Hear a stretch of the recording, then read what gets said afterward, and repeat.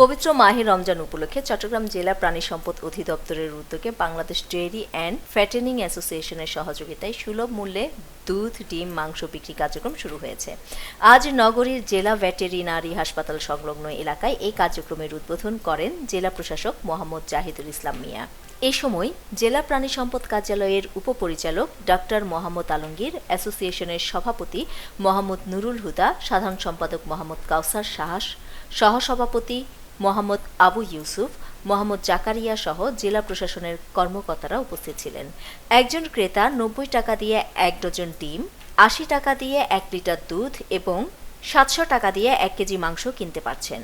বন্ধের দিন ছাড়া পুরো রমজান মাসে এই কার্যক্রম চলবে বলে জানান প্রাণী সম্পদ দপ্তর। প্রতিদিন 2টি ট্রাকে করে নগরীর বিভিন্ন স্থানে প্রায় 1000 ভোক্তা এসব সামগ্রী কিনতে পারছেন। কম দামে দুধ, মাংস, ডিম কিনতে পেরে খুশি সাধারণ মানুষেরা।